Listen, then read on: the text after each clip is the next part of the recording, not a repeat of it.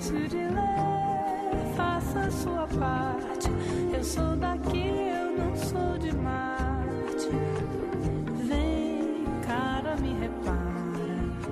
Não vê, tá na cara, sou porta. Celia Arena es diputada nacional por el Frente para la Victoria y la trajimos para tratar un tema que se venía reclamando hacía tiempo, finalmente ahora tiene forma de ley y es el registro de violadores que comienza a regir en la Argentina. ¿Cómo le va? Bien, bien, muchas gracias por la invitación. No, gracias por estar. Andrés. Bueno, un gusto tener a la diputada con nosotros y bueno, ¿cómo ves, si bien está en nuestra zona, cómo ves desde la Nación la decisión que se ha tomado a nivel municipal de cierre de whiskerías, cabaret y demás? Yo creo que son medidas que son muy necesarias, porque si bien hay toda una discusión respecto a este tema, nosotros trabajamos fuertemente en la lucha contra la trata de personas. Y hay una discusión, decía, respecto a la cuestión de la prostitución, si es un trabajo, digamos, una discusión entre reglamentaristas y abolicionistas. Yo creo que nosotros tenemos que ir más allá, porque el bien jurídico a proteger es la posibilidad de una persona de trazar su plan de vida. Una persona que está bajo el sistema de trata, bajo sistema proxenetismo, explotación, no puede trazar su plan de vida, no es libre de elección, y la verdad que este tipo de ámbitos son en los cuales se desarrollan estas situaciones. Por lo tanto, en mi caso yo estoy de acuerdo, creo que son medidas importantes porque hay que priorizar esto, ¿no? La defensa de... Ahora, porque hay muchas posturas y la discusión va a seguir, Sí, porque es un seguro. tema muy complejo, ¿no? Y antes de pasar a lo que es el registro de violadores, cerramos, no permitimos que abran whiskerías, ¿qué pasa con lo que es clandestino? Digo, con los privados, Seguro, los famosos privados, porque ahí también está el proxeneta. Sí. Y resulta, digo, yo no sé, pero pareciera más complejo o más complicado para el Estado, que es el que tiene que controlar, determinar si hay proxenetas controlando los departamentos privados donde trabaja una prostituta que en una whiskería. Sí, seguramente. Digo, ¿cómo se hace ahora? ¿No se complejiza esto a partir de la prohibición? De por sí es complejo, digamos. Me parece que son distintos aspectos, distintos planos de la misma situación y que hay que, digamos, el cierre de whiskerías es importante y después hay que ir por el funcionamiento de los privados. ¿Qué es lo que pasa ahí? Porque todos sabemos que no solamente Rosario, digamos, Claro. en muchas de las ciudades de nuestro país, sobre todo en las ciudades más grandes como Buenos Aires, Rosario, Córdoba, se da esta situación porque ante el control de estos ámbitos más públicos como las whiskerías, la opción de explotación va por los privados. Entonces yo creo que la ley nacional es muy expresa, es muy clara y que es necesario un compromiso de los ejecutivos locales en el control, en coordinación con las distintas instancias policiales, con todos los que intervienen.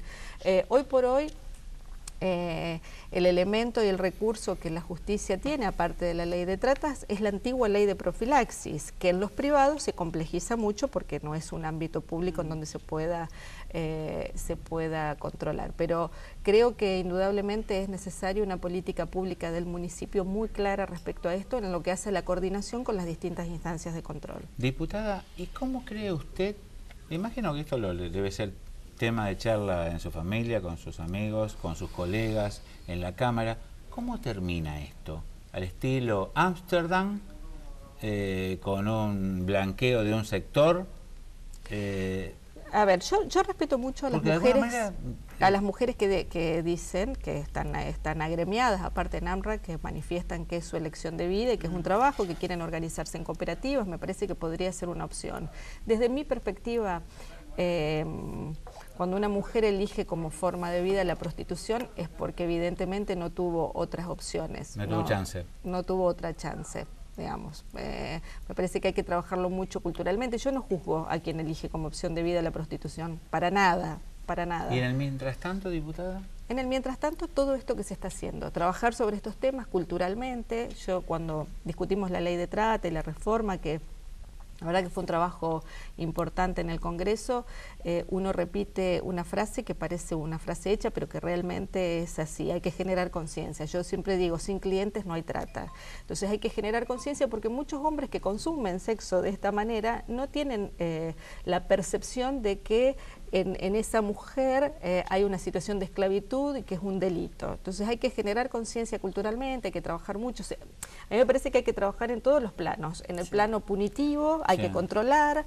hay que avanzar en esto, hay que tener mucha seguridad en los distintos ámbitos en los que se va trabajando, coordinación entre los ejecutivos locales, la policía, el Poder Judicial, porque ese es el secreto para ir avanzando sobre la lucha contra el delito, pero también trabajar muchísimo culturalmente para que se perciba que hay un delito, que es la explotación de una persona, que se da en el tema sexual, también en muchos casos se da en el tema laboral.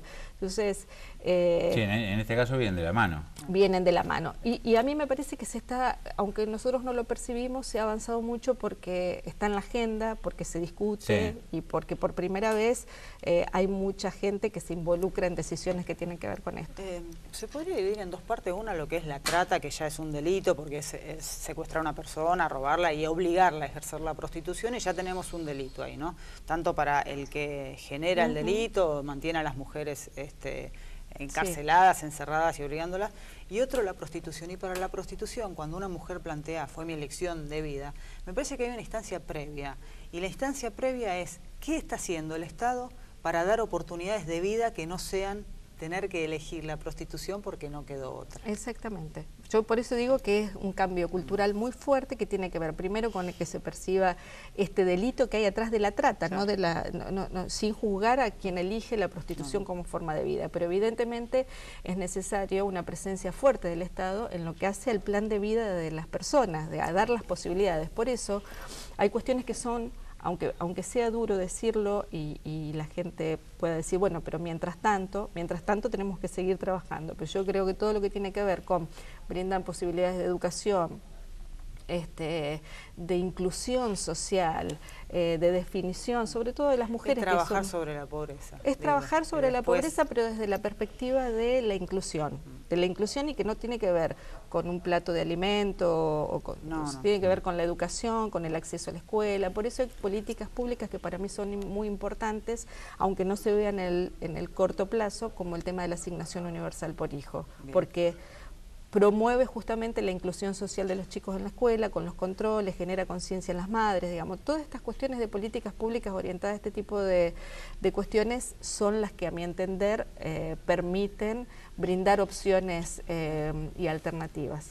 La puedo introducir en el tema. Sí, pero déjame, porque yo tengo una postura un poco diferente. Es totalmente cierto lo que usted dice, y vamos a coincidir todos, que en la medida que mejoremos la parte educativa, mejoraremos en todo, y en esto puntualmente. Que va a haber más oportunidades, sin lugar a dudas, y ojalá podamos verlo y ojalá seamos protagonistas de eso. Pero si no se eliminó en Europa, donde el nivel educacional es altísimo, es ridículo pensar que se va a eliminar aquí. Lo cual no significa argumentar a favor de nada. Y por otro lado digo, siempre se habla, y esto me ha llevado a no llevarme bien con ciertas personas, siempre se habla de la mujer prostituta. Y lo que más ha crecido en los últimos 20 años son los chicos, y los chicos acompañantes de mujeres de clase media que van entre 35 a 50 y pico de años, que con buen poder adquisitivo contratan chicos para viajar. Sí, lo que pasa es, bueno, por eso hay distintos niveles de vulnerabilidad. En realidad las mujeres siempre fueron el sector más vulnerable en cuanto a explotación, trata, secuestro. Históricamente, y hoy, más allá de que esto es un fenómeno nuevo que existe y que es real, pero si uno hace un balance, digamos, la presencia de las mujeres y el nivel de vulnerabilidad es mayor. ¿Yo qué es lo que creo?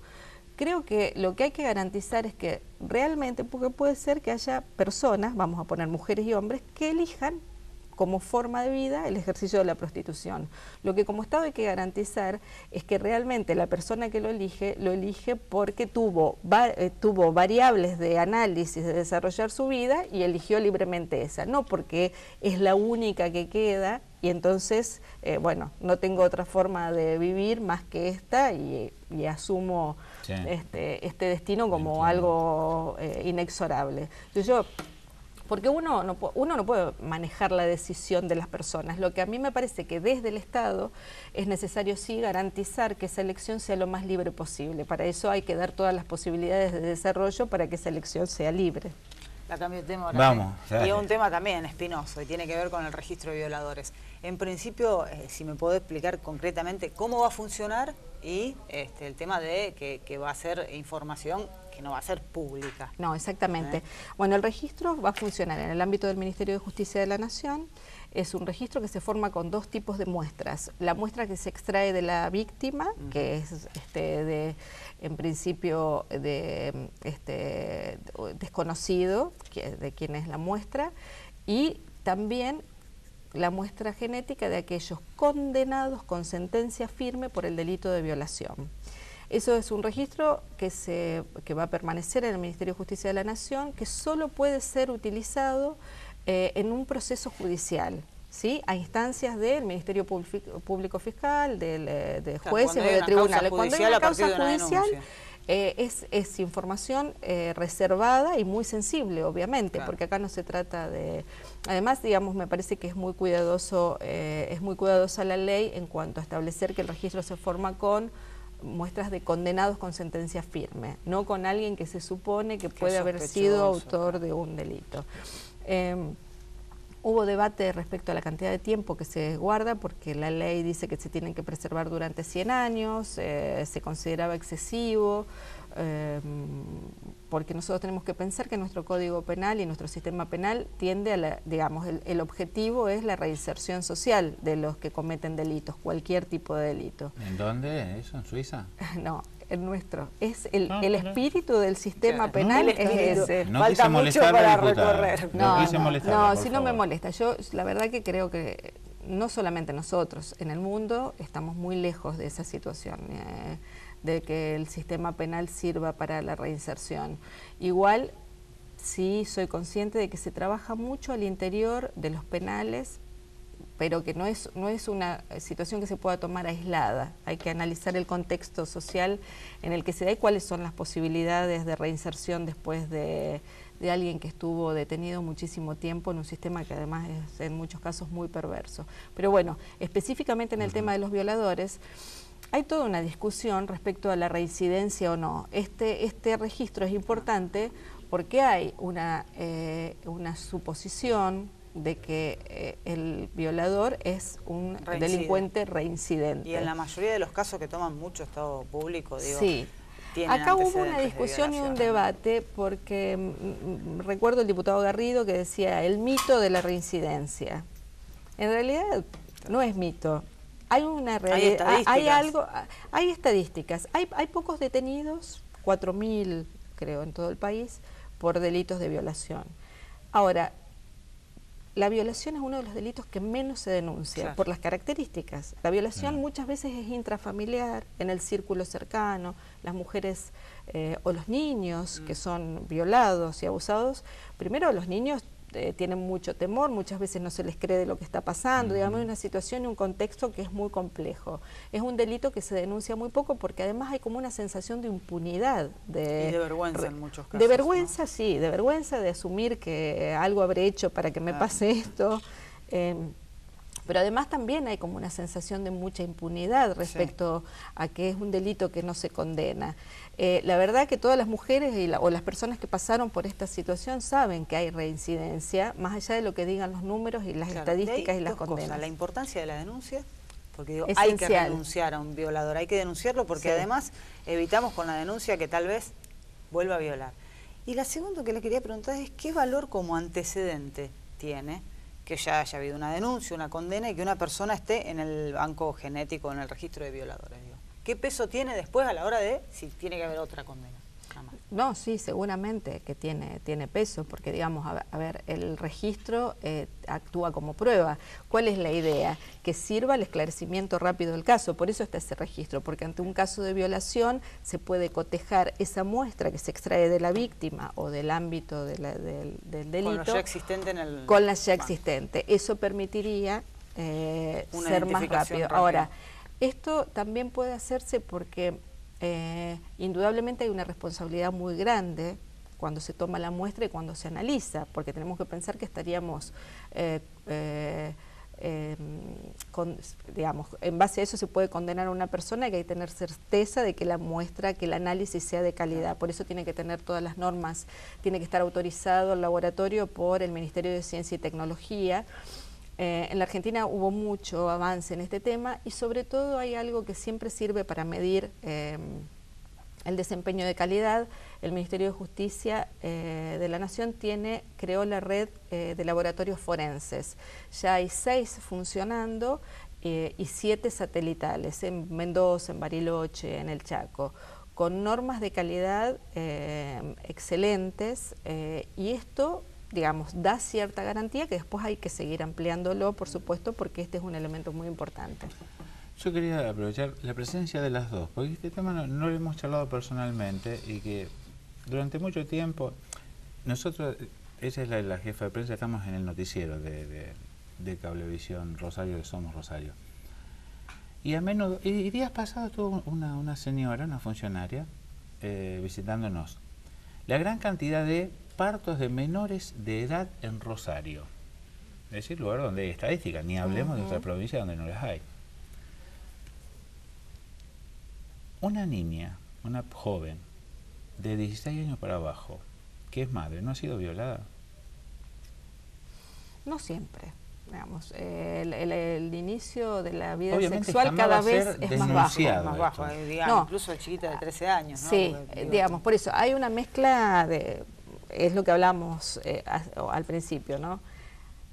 Esas violaciones que se dan en el ámbito intrafamiliar, muy pocas veces, casi nunca se denuncian. Cuando se denuncia es porque hubo un hecho de violencia aún mayor, que Claro. muchas veces termina en la muerte. Algo que lo hizo visible. Algo que lo visibiliza, pero es otro el delito que lo hace visible y a raíz de ahí se puede deducir o se puede llegar a esta situación de comprobar que hubo una violación.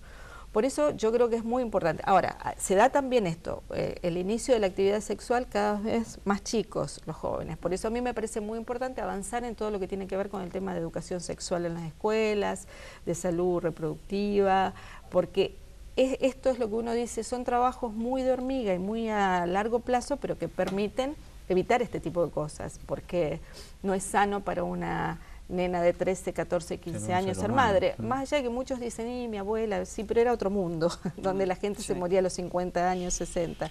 Hoy es otra la situación y es otra las posibilidades que tenemos, porque las mujeres y los hombres tenemos acceso a muchísimos métodos para poder elegir el momento en el cual ser madre y tiene que haber una política pública muy clara respecto a este tema. ¿Existe esa política pública? Yo creo que hace agua en un montón de Yo creo que puntos. estamos avanzando. Se avanzó mucho. Yo en eso siempre quiero, no me gusta ser apocalíptica ni... Digo, se avanzó muchísimo, pero falta mucho, porque hoy la ciencia y la medicina avanzó mucho más rápido que los avances culturales que podemos hacer. Entonces, me parece que ahí son necesarios compromisos que sean transversales en todos los sectores políticos, sociales y las instituciones que trabajan en estos temas, porque es muy importante, porque hace justamente también al desarrollo de las personas. Muchísimas gracias por venir. Gracias a ustedes. Diputada. No se vaya, volvemos enseguida. Não venta na cara, sou porta-bandeira de mim.